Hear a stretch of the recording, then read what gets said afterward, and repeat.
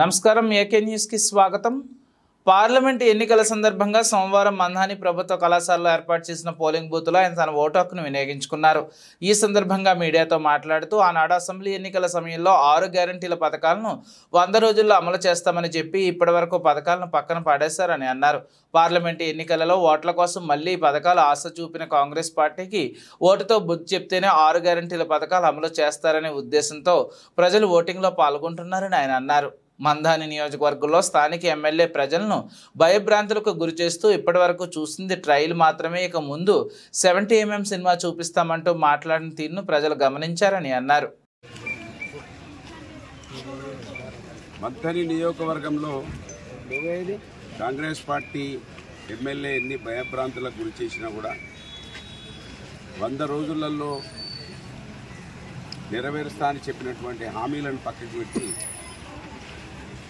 సంగతి చూస్తాం, 70mmలో సినిమా చూపిస్తామని భయభ్రాంతులకు గురి చేసి ఈరోజు వరకు కూడా కొంతమందిని కాంగ్రెస్ పార్టీలో చేర్పించుకున్నప్పటికీ ప్రజలు స్వచ్ఛందంగా కాంగ్రెస్ పార్టీకి బుద్ధి చెప్పాలనే ఉద్దేశంతో వాళ్ళ పెద్ద ఎత్తున ఓటింగ్లో పాల్గొని వాళ్ళ 6 గ్యారెంటీలు అమలు కావాలంటే ఖచ్చితంగా కాంగ్రెస్కు కర్రు కాల్చి వాత పెట్టాలనే ఉద్దేశంలో ప్రజలు ఉన్నట్టుగా మనం భావించవచ్చు।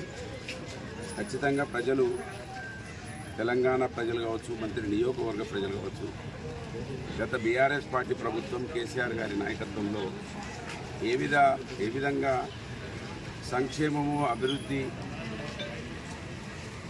తెలంగాణ ముందుకెళ్ళిందో, ఇవాళ 5 నెలలని ఏ విధమైనటువంటి విధ్వంసం జరిగిందో కళ్ళతో చూసిరు కనుక ఆలోచించి తమ ఓటును వినియోగించుకుంటున్నట్టుగా నేను భావిస్తూ ఉన్నాను। పెద్ద మెజార్టీ నియోజకవర్గం నుంచి పప్పు ఈశ్వర్ గారు, గోదావరి కని బిడ్డ, వారి కారు గుర్తుకు ఓటు వేసి కేసీఆర్ గారికి బలమిచ్చి కేంద్రంలో తెలంగాణ గొంతు ఉండాలంటే అది బీఆర్ఎస్ పార్టీ అనేది ఇవాళ ప్రజలందరూ కూడా గమనించినట్టుగా నేను భావిస్తూ ఉన్నాను। ఓటింగ్లో పాల్గొనే ప్రతి ఒక్కరికి కూడా హృదయపూర్వకంగా శుభాకాంక్షలు బీఆర్ఎస్ పార్టీ తరఫున తెలియజేస్తా ఉన్నాను। జై తెలంగాణ।